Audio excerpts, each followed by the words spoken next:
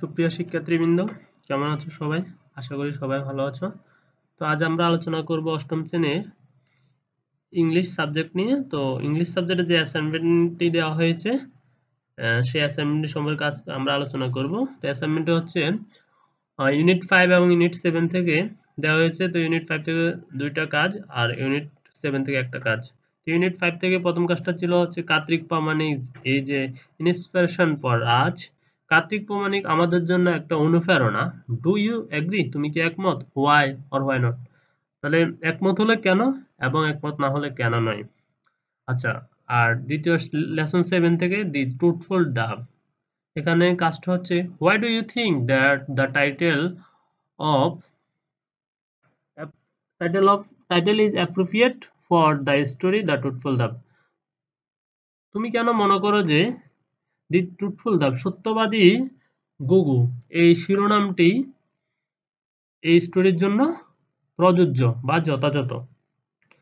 আর lesson 4 unit 7 থেকে river gypsy সম্পর্কে একটা কাজ দেওয়া হয়েছে। বলা হয়েছে যে imagine there is a boat school. ধরো একটা নৌকার স্কুল রয়েছে ইন ইউর এরিয়া, তোমার এরিয়াতে। To teach river gypsy children. নদীর যাযাবর সন্তানদের জন্য শিক্ষা দেওয়ার জন্য তোমার এলাকায় একটি নৌকা স্কুল রয়েছে। Write a paragraph about how you can help the gypsy children with learning. কিভাবে তুমি তাদেরকে শিক্ষাদানের মাধ্যমে সাহায্য করতে পারো। তো এবার আমরা শুরু করি আমাদের অ্যাসাইনমেন্টটি। 1 নম্বর assignment, why Kartik Pramanik is an inspiration for us. Kartik Pramanik কেন আমাদের জন্য অনুপ্রেরণা? তো এখানে কোশ্চেন আনসার হচ্ছে I think Kartik Pramanik is an inspiration for us because Kartik. আমি মনে করি কার্তিক প্রামাণিক আমাদের জন্য অনুপ্রেরণা বিকজ কারণ Kartik loves trees from the heart. Kartik গাছ বৃক্ষকে হৃদয়ে থেকে ভালোবাসতেন। He started planting trees from a very young age. সে খুব ছোট বয়স থেকে গাছ লাগানো শুরু করেছিল। He was inspired to plant trees by his father. সে গাছ লাগানোর অনুপ্রেরণাটি পেয়েছিল তার বাবা থেকে। Kartik had a hobby of planting trees that are very large. কার্তিকের গাছ লাগানোর শখটা ছিল খুব বড় মনের বা বড় মাপের। So that man and nature can benefit from these trees. তাই মানুষ এবং প্রকৃতি তার গাছ লাগানো থেকে বেনিফিট পেত, উপকার পেত। Kartik himself realized how much pain he felt when tired people could not find shelter in the shade of a tree in the midst of work. Kartik তখন খুব কার্তিক himself realized, কার্তিক নিজের মধ্যে অনুভব করত, he must pain he felt, সে খুব দুঃখ পেত যখন the midst of the work, যখন কাজের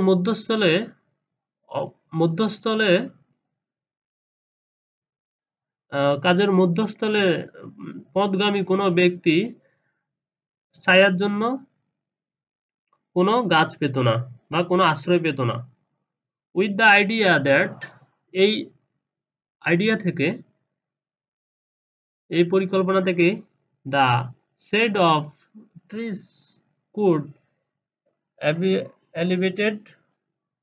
alleviate the suffering of tired people.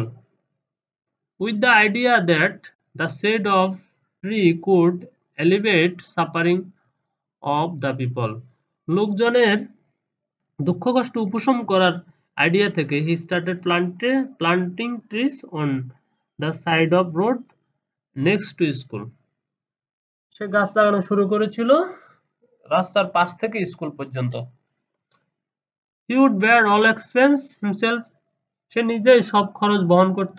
Many night he would water the trees so people thought he mad. অনেক লোক তাকে পাগল ভাবত যখন অনেক রাতে সে গাছগুলোকে পানি দিত। Kartik unselfishly plant trees for the benefit of the people. Kartik নিঃস্বার্থভাবে গাছ রোপণ করেছিল মানুষের উপকারের জন্য। He used to take care of trees himself. সে নিজের মতো করে গাছগুলোকে যত্ন করত। Kartik used to plant trees but did not expect food. Kartik গাছ রোপণ করত কিন্তু ফলের আশা করত না। তো আমাদের সেকেন্ড কোশ্চেন ছিল why do you think that the title is appropriate for the story The Truthful Dove? তুমি কেন মনে করো সত্যবাদী গুগু এই শিরোনামটি যথাযথ? তুমি কেন মনে করো সত্যবাদী গুগু এই যে এই টাইটেল বা শিরোনামটি যথাযথ? I think that the title is appropriate for the story. আমি মনে করি টাইটেল এই শিরোনামটি গল্পের জন্য যথাযথ because it gives us a strong and real message about the dove that the dove is really truthful bird. আমি মনে করি এই শিরোনামটি এই গল্পের জন্য যথাযথ কারণ এটা আমাদেরকে একটি বাস্তববাদী এবং শক্তিশালী গুগু সম্পর্কে জানায় যে গুগু একটি বাস্তববাদী বা সত্যবাদী পাখি। For being truthful, the dove has gained a place at the heart of poet. এই কারণে কবিদের হৃদয়ে গুগু স্থান অর্জন করে নিয়েছে। It has earned the status of being a source passion for loves by the poets. It earned the status, এটা একটা অনুপ্রেরণার অবস্থান নিয়ে নিয়েছে কবিদের আবেগে, কবিদের আবেগের উৎসস্থলে। As long as the word last to rhyme with a love, the two bird and owl got punishment.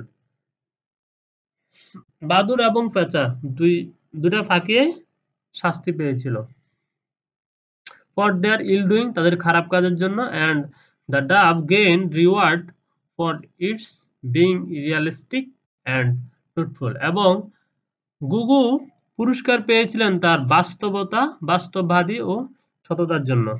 So we can say the title of the story The Truthful Dove is appropriate and admirable. তাই আমরা মনে করি যে সত্যবাদী গুগু এই শিরোনামটি যথাযথ এবং প্রশংসনীয়। তারপর next question, how we can help the gypsy children with learning? আমরা কিভাবে যাযাবর সন্তানদের জ্ঞান দান করতে পারি বা শিক্ষা দান করতে পারি? River gypsy are an ethnic group of people in Bangladesh. নদীর যাযাবররা বাংলাদেশের একটি নৃগোষ্ঠী।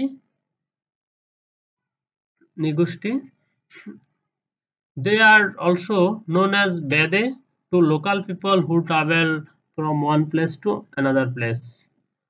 তারা সাধারণ লোকের কাছে বেদে নামে পরিচিত যারা এক স্থান থেকে অন্য স্থানে ভ্রমণ করে। Their main vehicles is the boat to travel. ভ্রমণ করার জন্য তাদের প্রধান যানবাহন হচ্ছে নৌকা। There is a boat school in my area. আমার এরিয়াতে একটা নৌকা স্কুল আছে। We try to teach children of their river gypsy. ওই সমস্ত যাযাবর সন্তানদের আমরা শিক্ষা দিতে চেষ্টা করি। It is very sad that, এটা খুব দুঃখজনক যে they are deprived of many benefits even though they are citizenship of Bangladesh. এটা খুব দুঃখজনক যে তারা অনেক সুবিধা থেকে বঞ্চিত হচ্ছে, এমনকি নাগরিক সুবিধা থেকেও। They are deprived of the light of education as well as civil right. তারা সাধারণ অধিকারের মতোই শিক্ষার আলো থেকে বঞ্চিত হচ্ছে। Only education can give us our civil rights. একমাত্র শিক্ষা আমাদের সাধারণ অধিকার দেয়। So we decided to teach them to read and write. তা আমরা তাদেরকে লেখাপড়ার মাধ্যমে শিক্ষা দিতে সিদ্ধান্ত নিয়েছি। As we have a board school, we got to their family and advised them to bring